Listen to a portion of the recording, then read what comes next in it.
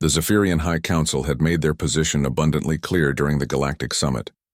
Ambassador Kethvar's crystalline form shimmered with what the humans had learned to recognize as condescension as he addressed the assembly. The Terrans persist with their quaint projectile weapons, he announced, his voice resonating through the chamber's translation matrices. Kinetic rounds, chemical propellants, metal fragments, technologies our ancestors abandoned millennia ago. How can such a primitive species expect to contribute meaningfully to galactic defense? Captain Sarah Chen sat motionless in the human delegation section, her weathered hands folded carefully in her lap.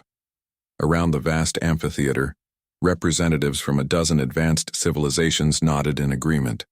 The Altarians with their plasma cannons, the Corvani wielding gravitational disruptors, the Nexus Collective's reality-warping generators, all superior technologies, all far beyond humanity's crude ballistics.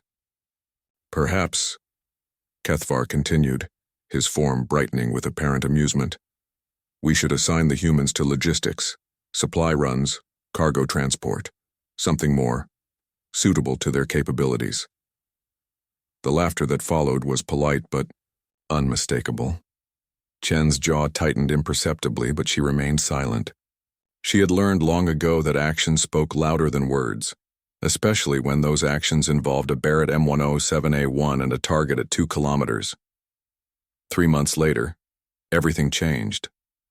The Devourers emerged from dark space without warning, their bioships bleeding into reality like infected wounds.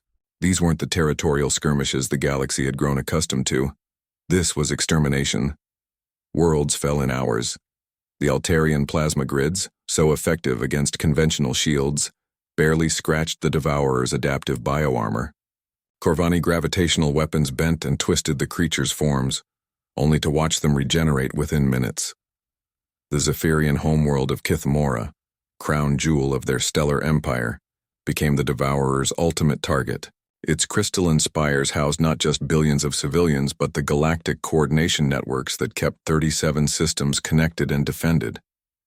When the siege began, the planet's defenses seemed impregnable.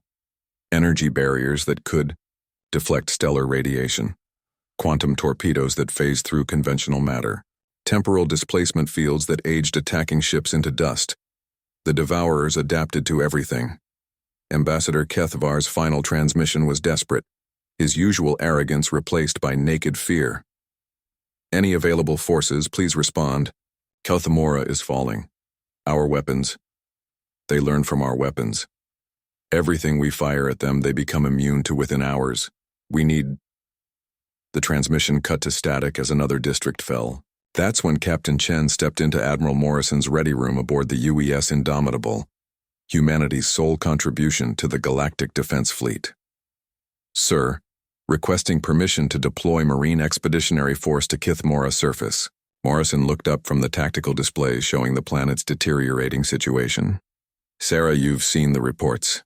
Every advanced weapon system has failed. What exactly do you think our Marines can accomplish that plasma artillery couldn't? Chen's smile was grim. They're adapting to energy weapons, gravitic weapons, quantum weapons, everything that manipulates fundamental forces. But sir, she placed a datapad on his desk. When's the last time anyone in this galaxy saw a good old-fashioned kinetic round? The Admiral's eyes widened as he reviewed her tactical assessment. You're suggesting... I'm suggesting they've never encountered stupid, simple, chemical-propelled metal bullets. No exotic particles to analyze. No quantum signatures to decode. Just Sir Isaac Newton and his laws of motion. 6 hours later, 300 human Marines dropped through Kithmora's atmosphere in stealth pods, carrying weapons that would have been familiar to soldiers from Earth's 21st century, with a few modern improvements. Staff Sergeant Martinez crouched behind crystalline rubble as a Devourer bioform stalked through the ruins.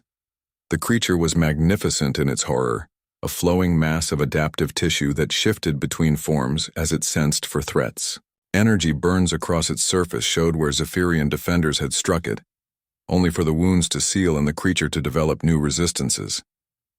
Command, this is Ground Team Alpha, Martinez whispered into his comm. Target acquired. 30 meters, unaware of our position. Copy, Alpha, weapons free. Martinez shouldered his rifle, a weapon whose design dated back centuries, but whose manufacturing precision was pure 24th century human engineering. The .338 Lapua Magnum round had been loaded specifically for this mission. Depleted, uranium core, tungsten jacket, chemical propellant burning at exactly the same temperature and pressure it had for the past 300 years. The shot took the Devourer center mass. The creature's bioarmor, evolved to deflect particle beams and quantum disruptors, reacted exactly as it had been programmed by millions of years of evolution. It began analyzing the attack to develop immunity. But there was nothing to analyze, just a very heavy piece of metal moving very fast. The round punched through the creature's adaptive plating, through its redundant organ systems and out the other side, taking half its torso with it. The Devourer collapsed, its biological systems too damaged to regenerate, its adaptive protocols completely baffled by the absolute simplicity of kinetic energy transfer. "Tango down," Martinez reported, watching in satisfaction as the creature's form went still. Whatever that thing was expecting, it wasn't basic Newtonian physics. Across Kithmora's surface, 300 more Marines opened fire. The Devourers, evolved to counter the galaxy's most sophisticated weapons, found themselves completely helpless against humanity's most primitive ones. Sniper rounds picked off bioforms from kilometers away. Artillery shells, simple chemical, explosive wrapped in steel, obliterated creatures that had shrugged off antimatter bombs. Squad automatic weapons cut through adaptive armor like it wasn't there. By dawn, the siege was broken. The surviving Devourer bioships fled back into dark space, their collective consciousness unable to process what had just occurred. Ambassador Kethavar found Captain Chen in the ruins of his capital's central district, where she was coordinating casualty evacuation with the efficiency humans were known for. "Captain," he said, his crystalline form dim with exhaustion and something that might have been shame, "I owe your species an apology. We called your weapons obsolete." Chen looked up from her tactical display, where reports showed Devourer forces retreating from 3 additional systems after facing similar human interventions. "Ambassador," she said quietly, "sometimes the old ways work because they're simple. Your people spent millennia making warfare complicated, elegant, sophisticated. But at the end of the day, combat comes down to putting your opponent down before they can put you down." She gestured toward where her Marines were loading wounded Zephyrians into medical transports. "We just happen to be very, very good at that." As the sun rose over Kithmora's scarred but standing spires, the galactic perspective on human primitiveness underwent a fundamental shift.